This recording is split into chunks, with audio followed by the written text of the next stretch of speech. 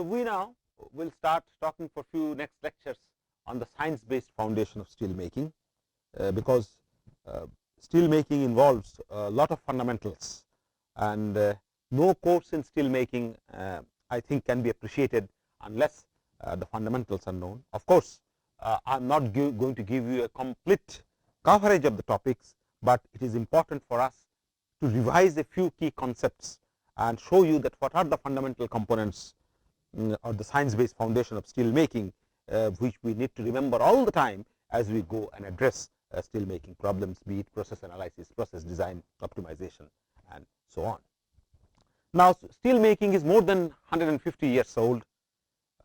When Sir Henry Bessemer first made steel by blowing air into a clay crucible containing molten pig iron, and since the days of Sir Henry Bessemer, this making, treating and shaping of steel has undergone remarkable improvements.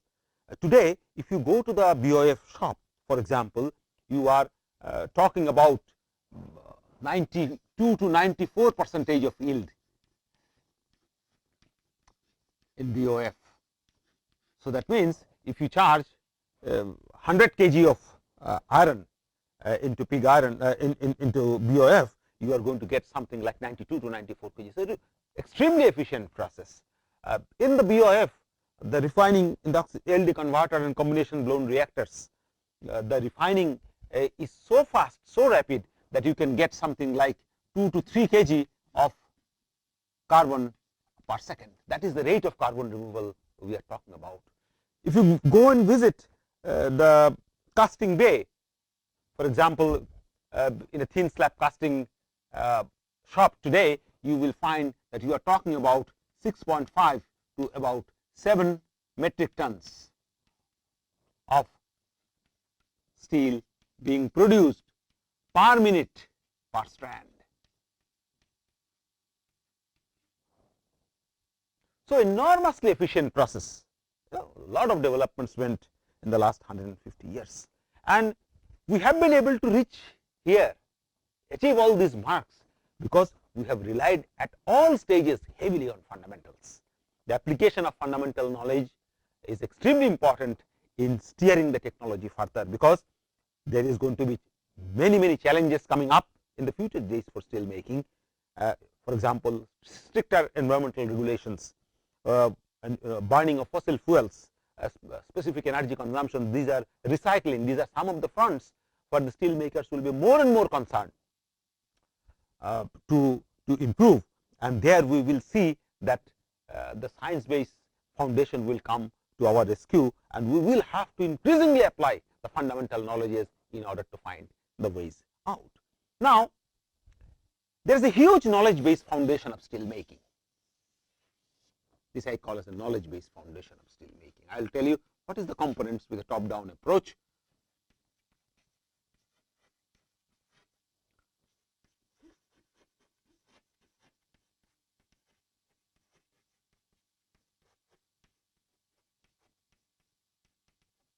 So, if your knowledge based foundation of steel making is good, what you can do?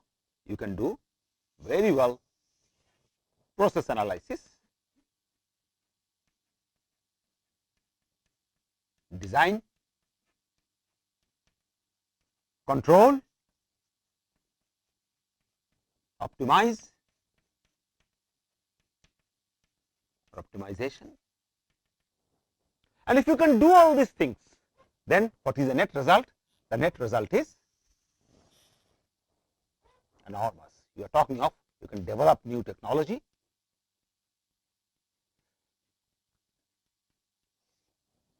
people are looking for direct steel making technology, people are looking for technology where they do not have to use coke to produce iron.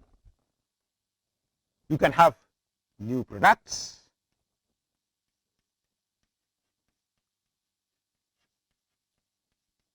every day. You see, new alloy systems are being developed, new products are being marketed, and what was not possible 20-30 years back, these are possible today. I mean, for example, IF grade steel. Who heard about IF grade steel 30-40 years back? Today, you can roll sheets, I have grade steels, and make thin automobile, thin sheets ready for automobile usage, and these have been the development of sustained application of knowledge. You can reduce specific energy consumption,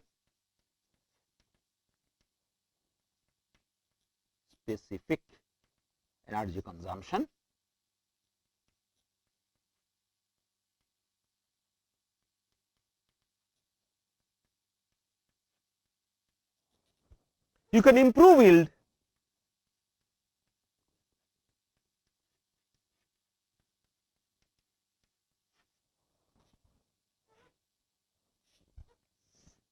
you can decrease emission,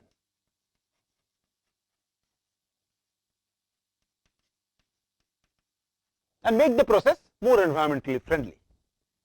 Today, steel industry is looked down upon in view of the global warming, that we are one of the biggest polluters as far as the greenhouse gases are concerned, and we got to tighten our belt, and there we will find that in the context of direct emission, decreasing emission, reducing specific energy consumption, process analysis design will play a very big role, and this is based on the knowledge based foundation. And what does this knowledge based foundation comprises of?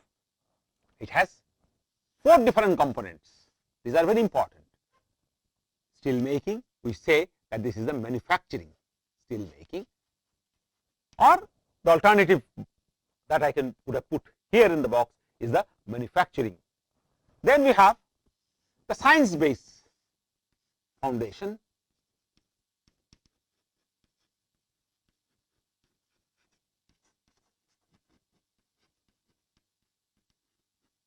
I have modeling,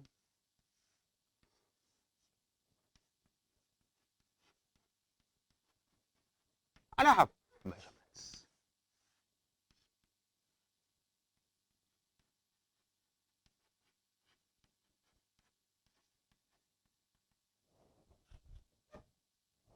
So, manufacturing process, science based foundation, modeling, and measurements, they constitute our knowledge based foundation.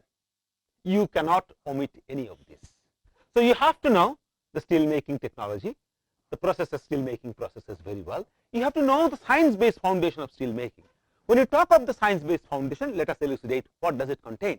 The science based foundation of steel making contains, for example, metallurgical thermodynamics,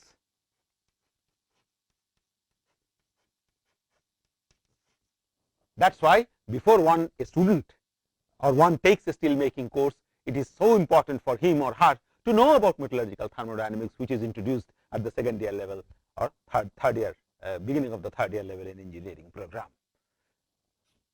We have to know about metallurgical kinetics,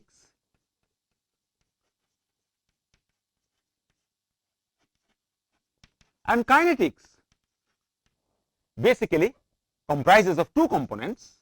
We will subdivide kinetics into rate phenomena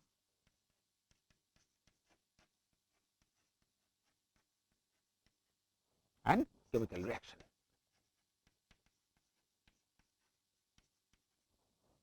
Rate phenomena again can be divided into 3 sections. We can say fluid flow,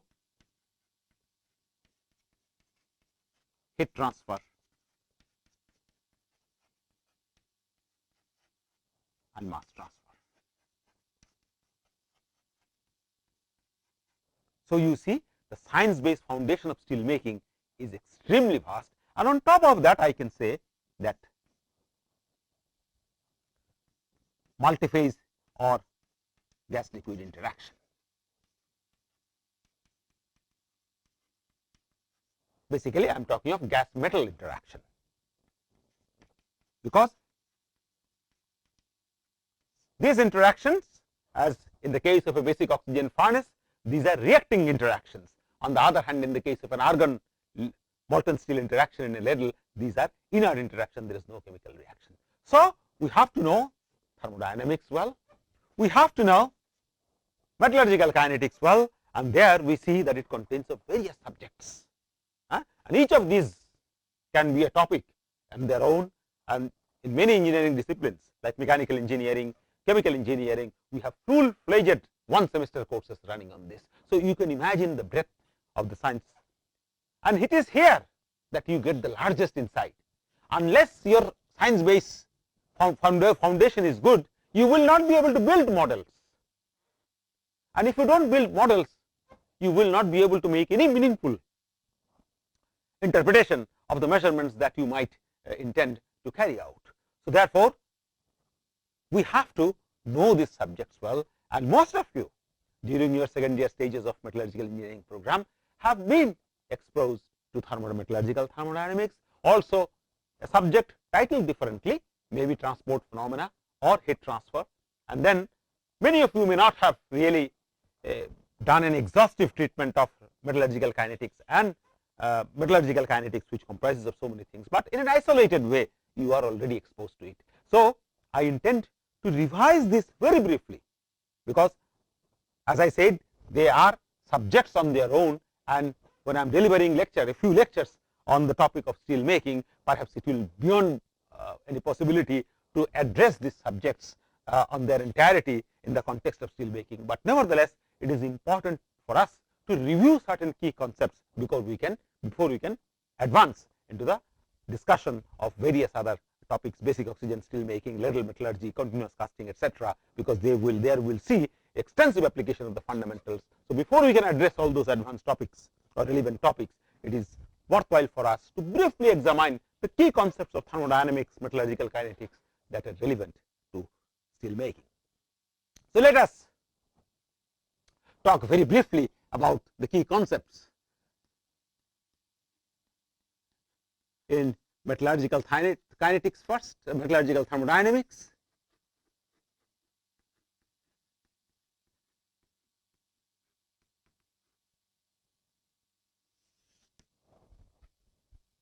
So, it is a vast subject, as I have mentioned, but in the context of steel making, we apply metallurgical thermodynamics particularly to compute or calculate the state of equilibrium of the system. So, in many instances we would like to see whether this process has reached equilibrium or not. For example, we can say carbon oxygen reaction is taking place in a basic oxygen steel making converter. Is the reaction closer to equilibrium? How far it is from the equilibrium? If the reaction, when the reaction reaches equilibrium at a certain temperature and pressure, what is the composition of the system in terms of its carbon concentration and oxygen concentration? So, all these equilibrium calculations we wish to calculate, we wish to perform in the context of steel making. For example, I have a slag and I want to find out that how much of iron oxide would be there in the slag in equilibrium with a certain given concentration of oxygen. So, I will carry out an equilibrium calculation and I am going to find out that what is the level of iron oxide content based on that equilibrium concentration. It is not necessary that the prediction is going to calculation is going to match the measurements. It is only going to match the calculation is going to match measurements provided the process has truly reached the state of equilibrium. Thermodynamics, for example, as you all know, it predicts about the feasibility of a process. Okay? Thermodynamics, it depends on the initial and the final stage. It does not depend on the path. Okay? So, to study the feasibility of a process, we apply thermodynamic fundamentals. So, whether oxygen will react with carbon or not, the feasibility of that process we can examine. But if the process is occurring, then it is away from the equilibrium, because at equilibrium there is no net rate of the process, it is standstill. Okay? So, thermodynamics cannot talk about rate, it can only talk about the feasibility of a process, it can talk about the state of equilibrium of a system. When the process is occurring spontaneously from one direction from left to right, for example, carbon and oxygen reacting to form carbon monoxide, there comes the question of rate, that if it is reacting and the reaction is proceeding in one direction, if it is moving towards equilibrium but not yet at equilibrium, then the question comes at what rate it is happening. I have quoted that 2 to 3 kg of carbon per second, that is the rate of carbon elimination. That means if you are talking of carbon oxygen reaction, okay, the reaction obviously is going in the forward direction, and certainly it is not close to equilibrium, which we represent basically as a reversible sign. No, when you are talking of 2 to 3 kg of carbon per second of removal, that means we are talking about the reaction being going in the forward direction. Now, what is the condition for a process to go from the left or a reactant to be converted into a product. Or in terms of a system generalized statement, we can say that the free energy change is going to be less than 0 for the reaction. In that case, we can say this is going to be going from spontaneously from left to right. So delta G essentially means that the product has a lesser free energy than the reactant, and therefore this is a negative quantity, and the free energy becoming negative gives a essential condition for spontaneity of a process. So this criteria we have applied in many cases. Now let us look at that when you have a reaction like, for example,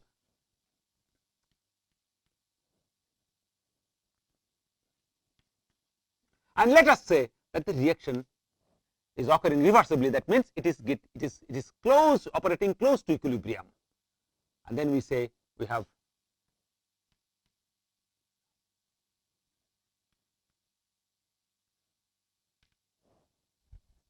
so this is the chemical reaction that we wish to represent. So we have a forward reaction, we have a backward reaction, they are competing with each other, and soon the process is going to be under equilibrium condition. In this particular case, okay, the expression that we have seen or we know from our knowledge of thermodynamics is delta G, the free energy change for the reaction is the standard free energy change plus the gas constant logarithmic, and then we say it is activity of L raised to the power L, activity of M raised to the power M, activity of A raised to the power A, and activity of B raised to the power B.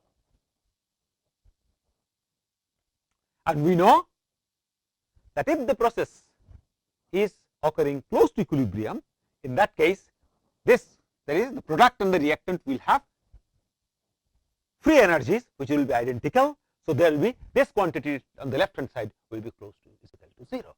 Now this quantity, this is called, as we have known, mind it, I am not trying to introduce all these concepts in great detail, because I am expecting that you know the subject, you have been exposed to thermodynamics. We are just revising it very quickly so that we find these concepts to be later relevant, and we can remember them often as we advance or move on to different topics in steel making. So this is, as you know, this is activity quotient, and when the process is at equilibrium, if the chemical reaction is at equilibrium, as I have tried to equilibrium, then we say that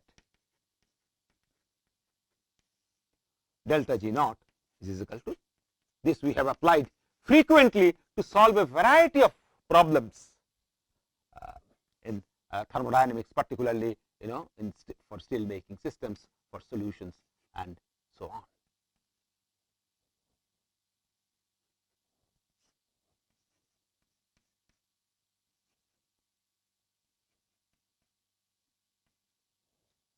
And this term, these are now, we must denote that these concentrations refer to the concentrations at the equilibrium state. So one should normally represent this with a suffix like AL, capital L, comma E, A small m, capital M, comma E, and so on, to indicate specifically that this, when you write delta G is equal to 0 at equilibrium, delta G being equal to 0, so the equation translates to this particular form, and this now refers to the equilibrium concentrations. And as I have written here, these are essentially activities. Okay. Now this concept, the delta G and delta G naught, have been extensively applied.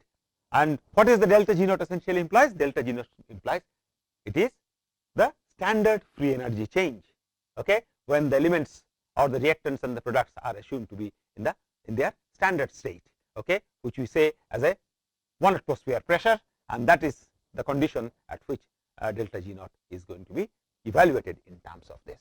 Now, in order to evaluate delta G naught, we must understand that we have to have proper activity versus composition relationship. Okay, so we must know, because we will not be able to directly measure activity. Okay, activity is a measure of chemical potential in the system. So what we can do, we can measure the concentration. Based on that, we will be able to evaluate these activities. and therefore there are various models which are available to us, and which will allow us, for example, to convert activity in terms of relevant known parameters. For example, if I say that, well, the system that I am talking about, in the context of particularly solutions, because we talk of steel making, molten steel and slag can be visualized as solutions of multi-component system, and if I say that activity is roughly equal to mole fraction, okay, in that case these activities can be converted into corresponding mole fractions, and mole fractions can be easily converted into wet fractions, which are measurable quantities through any standard chemical devices. Okay, before I talk about this activity composition relationships, whereby we can convert these equations or expressions in a more meaningful form, let us explain the context, the relevance of a parameter called the free energy of formation. So many a times you will find that in the literature free energy of formation of compounds are extensively used. For example, if I start with a compound, and you will require, in order to carry out that, what is the difference in the free energies, you will have to know that the compound that you are taking, what is the free energy of formation. For example, I can write down, say, a metal plus oxygen, and then I say it is mx/y. So therefore it is going to be 2 by y, and this is going to be 2x by y. So this is a stoichiometrically balanced equation, as you can see here. Okay, let us denote it in the equilibrium condition. Now, so this oxide I can use, for example, what is the free energy of formation of this particular oxides? What is the relevance of this? Because I may use these oxides in other calculations also. For example, when I say that, well, I take iron oxide and I want to find out the free energy change for this reaction CO2 plus Fe, then the issue will come that what is the free energy of formation of this compound, then only I will be able to find out the free energy. So I will have to find out the free energy of formation of iron oxide, I will have to find out the free energy of formation of carbon monoxide, I have to find out, because these are all compounds. So only when I know the free energy of formation of these compounds, then only I can calculate the net free energy change for this particular reaction. So we have free energy of formation of the sulfides, we have free energy formation of the chlorides, we have free energy formation of oxides. So these are very standard informations which are needed for carrying out many pyrometallurgical calculations, and I am going to just explain, you already know, I am going to highlight this free energy formation in the context of oxides, which is known as where it is tabulated, is known as an oxide Ellingham diagram, to which all of you have been exposed with. Now here, for example, I have written this x and y are the stoichiometric compound. So you can imagine that if I am talking about aluminium, then what is the value of x? So for aluminium, we know the corresponding oxides is Al2O3. Okay, so it turns out that x is equal to 2 and y is equal to 3. That's what I am talking about. If it is iron oxide, in that case you can also clearly see that what will be the value of x and y for all other oxides, you should be able to visualize.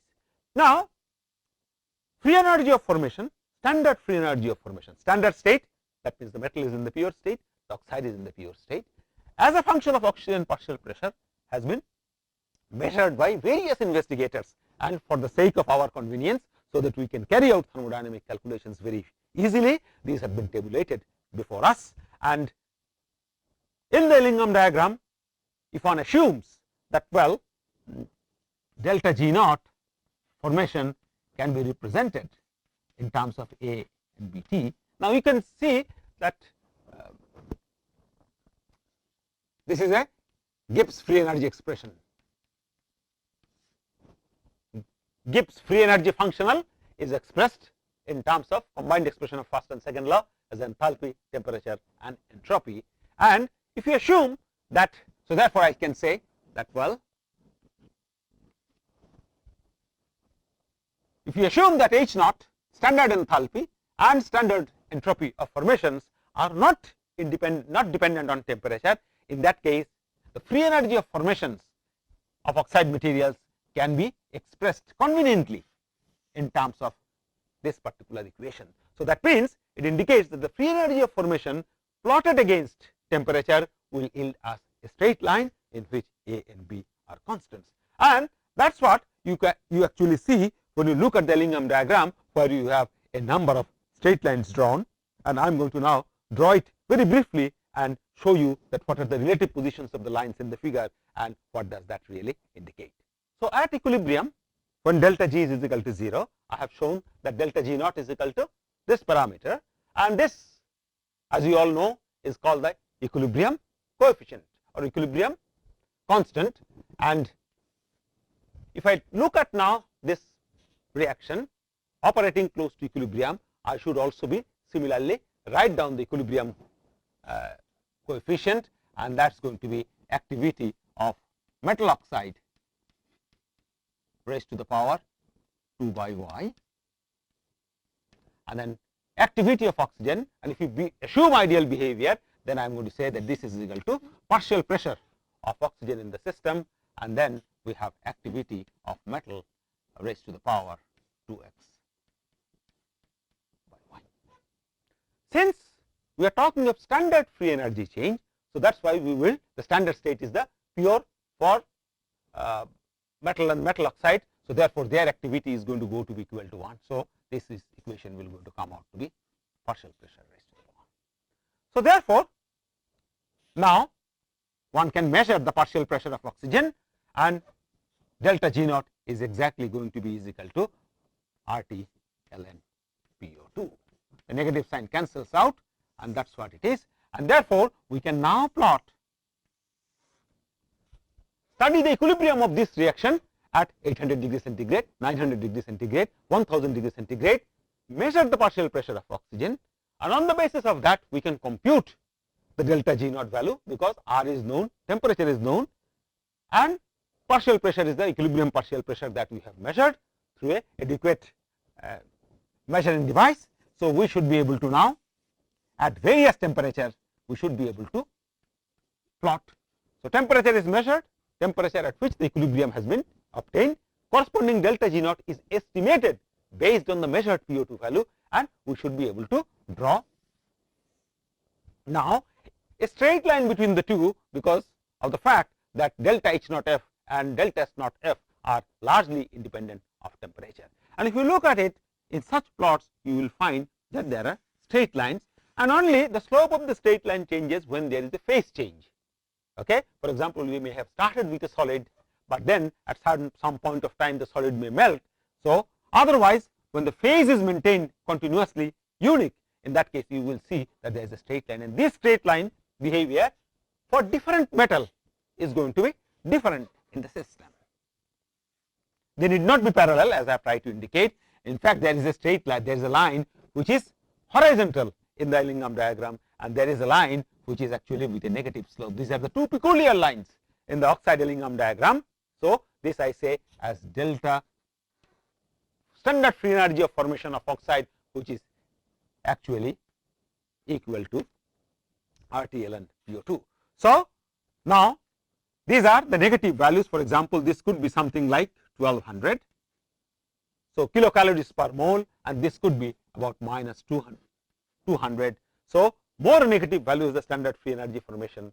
So, therefore, this line indicates that the values are here, standard free energy change values are far more negative than this value, which essentially indicates that a very little amount of oxygen will be able to oxidize this metal, then it is possible for this particular metal. So, a very low lines in the figure, for example, will be for 2 calcium plus oxygen, and note it so that we can compare the relative affinity of elements or the stability of oxides at a given temperature.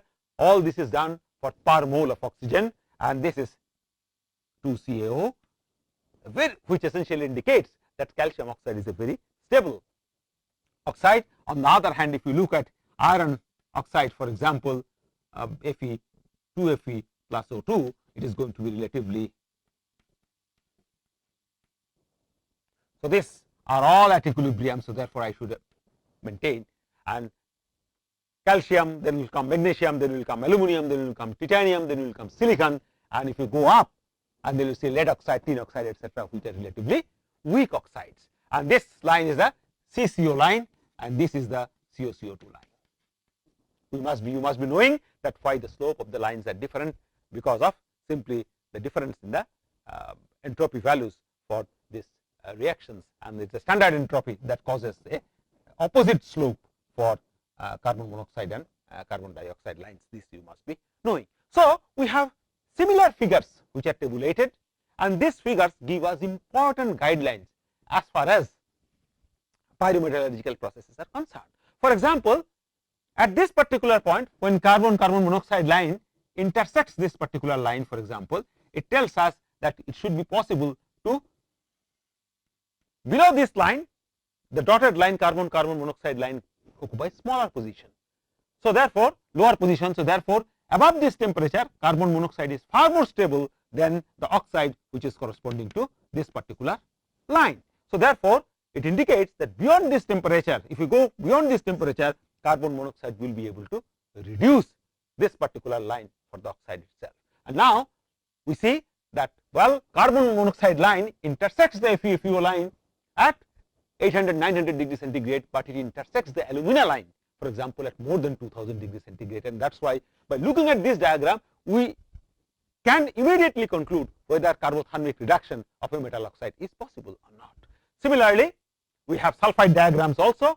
Per mole of sulfide, we can find out that what is the standard free energy change, where we can take a metal, take sulfur gas, and then form metal sulfide, and exactly the same sort of graph can be produced, and which is known as the sulfide Ellingham diagram, which gives us important clue regarding the pyrometallurgical or the smelting, sulfide smelting processes.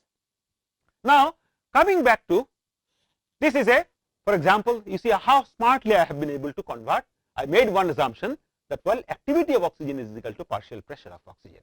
Okay, and ideal behavior has been, ideal gas law has been assumed, and thereby I have been able to convert the oxygen activity into partial pressure. So I have assumed an activity composition relationship here. Okay, and now we have various models, particularly for steel melts and slag. One model for particularly solutions, when we are talking of activity, we are talking about activity of sulfur in steel melt. So basically we are talking about activity of a species in a solution. So we have for various solutions we have various models available, and as you all know, Raoult's law is there. So if you have concentrated solution, in that case you can say activity is equal to, actually activity of I is equal to mole fraction of I. And then if you have departure from Raoult's law, you introduce what is known as activity of I is equal to, introduce an activity coefficient and into xi. Okay. So Raoult's law you all know. For example, iron and manganese. Iron and manganese, they occupy very close position in the periodic table. Their atomic numbers are similar, crystal structures are similar. So when you mix iron and manganese, they form ideal solution. And there you can say that, look, if the weight if the mole fraction of manganese is 0.5, in that case its activity is also equal to 0.5, because iron and manganese are base. But there are only few solutions, few systems which are truly ideal in nature. Most of the systems are non-ideal, and departure from the Raoult's law is expressed by what is known as the Henry's law, where we say that activity is equal to activity coefficient, and this can enhance the activity, can get enhanced bigger than the mole fraction or can get smaller than the mole fraction depending on the value of gamma I, the activity coefficient. If activity coefficient is greater than 1, then we say it is a positive deviation. That means if mole fraction is 5, in that case the activity will feel like it is 0.7, 0.8 or something like that, because activity coefficient is greater than 1. So activity coefficient greater than 1 causes positive deviation, and activity coefficient less than 1. So we have, this is the Raoult's line, Raoult's law line. Activity is equal to mole fraction with an angle of 45 degree. What is there? It is activity of I, it is mole fraction. And this is the negative deviation. For example, this is the negative deviation and this is the positive deviation from the Raoult's law. And that deviation behavior is explained on the basis of Now, we can have different type of expressions also depending on what we choose as the standard state. In this case, the standard state refers to the pure element, okay, but we can also define a standard state. For example, we can use Henry's law in the weight percentage standard scale. So, 1 weight percentage standard scale. This is also a very popular scale and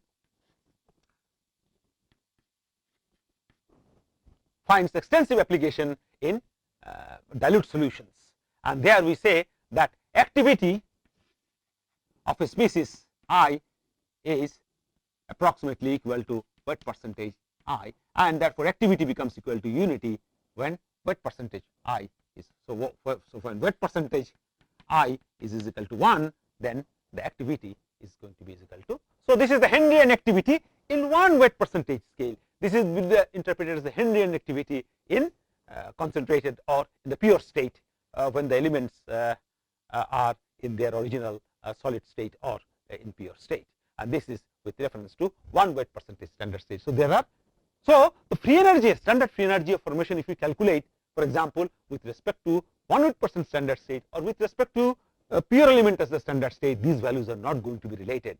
So, there are going to be some difference by some constant amount when the thermodynamic parameters are evaluated with respect to different standard states. So, one standard state, it is like a frame of reference. You have you can do the coordinate transformation from one frame of reference, you can shift the origin and go to another frame of reference. So, exactly the same thing is applicable here. It is based on only our convenience that we use sometimes pure element as the standard state, or sometimes pure compound as the standard state, or sometimes 1 weight percentage as this one. So, this will essentially tell that that this activity is equal to 1. So, this is mole fraction is equal to 1 and this is activity is equal to 1. So, this is 1 and this is 1. So, one activity, so mole fraction is equal to, or you can say it is not mole fraction but weight percentage.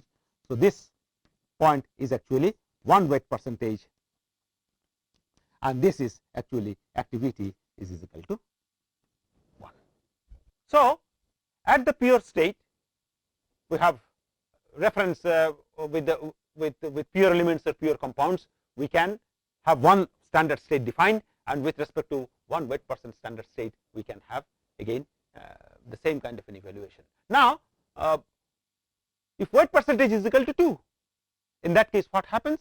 If Henry's law is obeyed up to that, the activity does not become equal to 2, it becomes equal to 1, because that is the maximum value of activity that is actually possible. Now, this assumes that up to 1 weight percentage Henry's law is obeyed in that 1 percentage standard scale. But if it deviates from that, in that case we can introduce a parameter which is weight percentage of I, and this Fi actually given in terms of the composition of the mult, and this is multi-component dilute solutions which have lot of impurities and lot of elements present. This sort of an analysis is very, very meaningful in the sense that where we can take into account the activity of influence of other elements on the activity of the species. For example, we can say that there is one EI B into weight percentage B plus EI K weight percentage of K. So, this activity coefficient is given in terms of some EIs which are known as the interaction parameters. Again, these interaction parameters are tabulated in thermodynamic books. This tells us EIB into weight percentage of B. So, therefore, it essentially tells us the influence of B on the activity coefficient of I. Now, you must understand that when I have iron and sulfur, for example, I have an activity, I can measure the activity of sulfur. Now, when I introduce carbon into it, so it becomes a now 3-body problem. So, there is carbon sulfur interaction, carbon iron sulfur iron interaction, and carbon iron interaction. So, as a result of which, in a 2-component system, iron and sulfur, whatever is the activity that I measure in the presence of carbon, the same activity will not be measured. So, therefore, we understand that the introduction of a third element will either increase or decrease the activity of the second element, and therefore all the solutes present in steel melt will have, for example, influence on the activity of a given species. For example, if you take the activity of oxygen, okay, so the activity of oxygen will be dependent on the activity of sulfur, on the activity of phosphorus, how much phosphorus is there, how much silicon is there, how much manganese is there. So on all these things, and that is dictated by Fi, and the dependence of Fi in terms of the weight percentage of various species. So you can interpret this to be as oxygen, I is oxygen here, and this B may be silicon, K may be aluminum, and so we have a multifaceted influence of all the solute elements over any element, and thereby its activity can be either increased or decreased. Now this essentially tells the influence of B on I. Now we also have parameters called EII, which is called as a self interaction parameter. Okay, and the self interaction parameter sometimes may become 0 and sometimes may not become is equal to 0, but they nevertheless come into the picture when you formulate Fi in this particular form. So this parameter can be known, okay, but for example, if there are self interaction parameters, then I can know that how much percentage of manganese, for example, is there, and then I can say that these values are known from, these are experimental values available to us,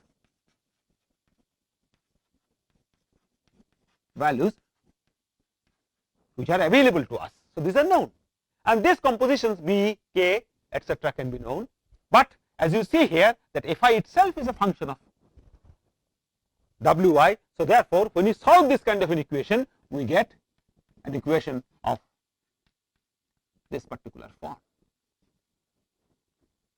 in which A naught is equal to a constant, because the log term is there, log Fi.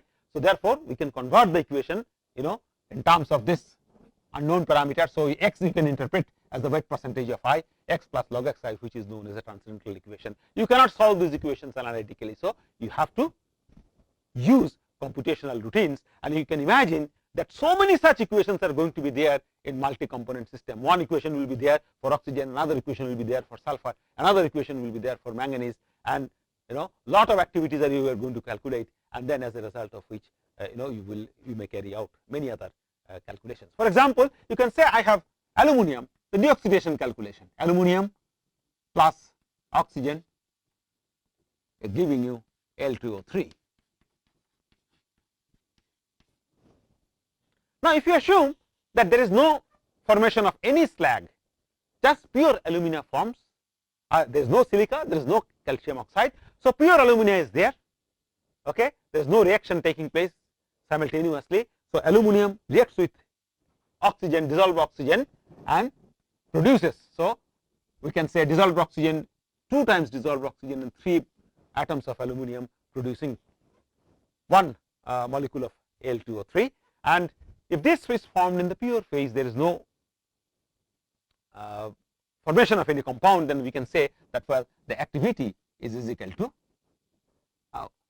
Al2O3 is equal to 1, and then I can write down that the K equilibrium is actually activity. So this is equal to 1, and then I can say this is going to be Henrian activity because it is dilute solution, okay, does not obey. So this is HAl, and then we have HO, and then this is equal to 3 and this is equal to 2. If there is an indication that up to whatever oxygen is there below 1 weight percentage that you all know, okay, as I have indicated, it is about the saturation limit is about 0.20 weight percentage. So we can say that as an approximation we can say that this is equal to weight percentage aluminum cube and weight percentage oxygen square. Now free energy of formation of Al2O3 is available to us. Note that this free energy formation and the free energy of formation in the Ellingham diagram are not going to be identical, because here the standard state is different. There the standard state was pure aluminum, but here the standard state is 1 weight percentage. So the value of free energy of formation for this equation cannot really be directly obtained from the Ellingham oxide Ellingham diagram. This is the point because we have changed the standard state.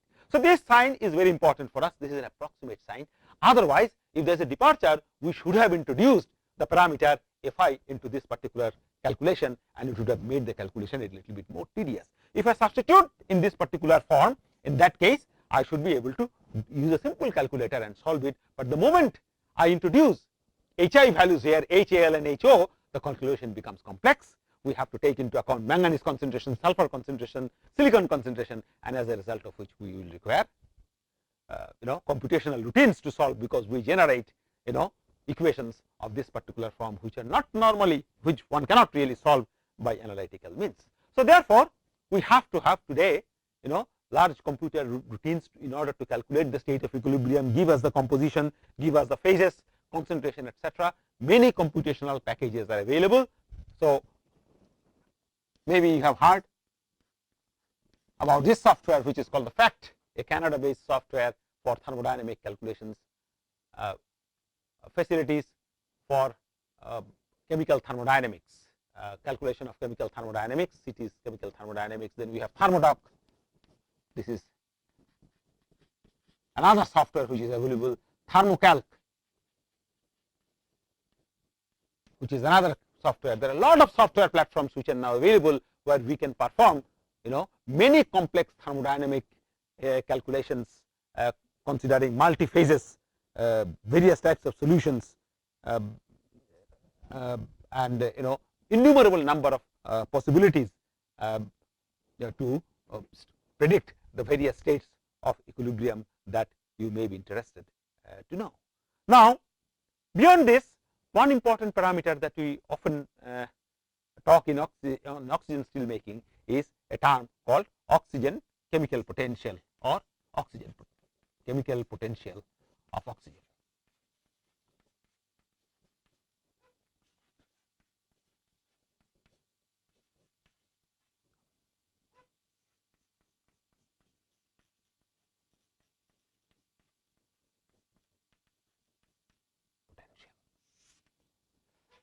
This is a very important term which we frequently use, and chemical potential is our notation for chemical potential is mu, and mu is basically written for a species I is equal to mu I naught plus RT ln I.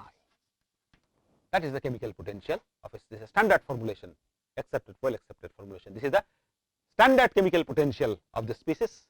This is the activity, and this is the chemical potential under consideration at a given condition. Now, transport of species from one phase to another phase is driven by chemical potential. So, we have thermal potential. Thermal potential is created because of a temperature gradient. Heat will flow when there is a temperature difference. Now, mechanical potential is going to be created by head difference or pressure differences. Similarly, mass transport is going to be created because of gradient in chemical potential, which is directly related with activities. We must understand that when we have studied this famous Darken's couple, we have seen that in terms of concentration, it is possible for us to transfer carbon from a region of lower concentration to a region of higher concentration, because of the simple fact that in the lower concentration region carbon, actually the activity of carbon is much more because of the presence of many other solute elements which have influenced through the activity coefficients, and enhance the activity of carbon. So, it is not the absolute value of concentration that dictates the rate of mass transport, rather the possibilities of mass transport or transfer of a species from one phase to another phase is going to be dictated by the chemical potential. So, therefore, chemical potential is a very, very important term in the context of mass transfer studies, and also oxygen potential is a very important term. It then tells us that what is the level of oxygen potential in the system. It tells us the oxidizing power of the system. For example, oxygen potential in a blast furnace is extremely small, 10 to the power minus 19 atmosphere. This tells us that the environment within the blast furnace is extremely reducing. On the other hand, in oxygen steel making converter, the oxygen potential, because of the presence of oxygen, is tremendously large. Now, if you say that therefore, if I have a slag here and if I have metal here and a species I is being transferred from here to here and an equilibrium is going to be achieved. So, you visualize it like this, temperature is higher here, temperature is lower here. So, heat will flow in this direction and heat flow will come to a standstill when the temperature will become identical. Now, if the species I has a higher chemical potential in slag, lower chemical potential in slag, the transport is going to take in the direction of slag to metal and a chemical equilibrium. So, that was the thermal equilibrium when we are talking about temperature. Now, a chemical equilibrium is going to be established at the interface. That means, there is going to be no net movement across the interface, okay, provided the activity is identical or chemical potential is identical here. Now, therefore, if you assume that the same one is, say, this is metal, which I denote as this, and this is slag, and if I assume that the same standard state condition applies, so I am going to denote by the same bracket, although these are first brackets, this is a third bracket, because I am making an assumption that the same standard chemical potential holds good or applies to both slag and the metal phase, and then we can say that RT ln activity of AI in the slag phase. Now, since these two quantities have been assumed to be identical, so equality of chemical potential essentially implies that when there is a chemical equilibrium, we must have activity in the slag phase of I is exactly equal to the activity of I in the metal phase, and that is the essential condition of chemical potential. Now, we can find out chemical potential. For example, chemical potential of oxygen will be defined as mu O2 is equal to mu O2 0 standard plus RT ln PO2. That is the fundamental definition of chemical potential. And this term, because it is in the pure state, so if you assume that there is only oxygen available, then this term is going to be equal to 0, and therefore the chemical potential is going to be directly related with the partial pressure of oxygen. So, we can calculate the chemical potential for oxygen potential with respect to this oxygen also, okay, and then translate it, convert it to this particular scale, because here the standard state and here the standard states are different. So, this is the fundamental definition of oxygen potential, and we can calculate the activity of oxygen and the oxygen potential here and then translate it to this particular format. So, wherever there is oxygen, it is possible for us to calculate the chemical potential of oxygen and thereby tell that what is the oxidizing power of the system.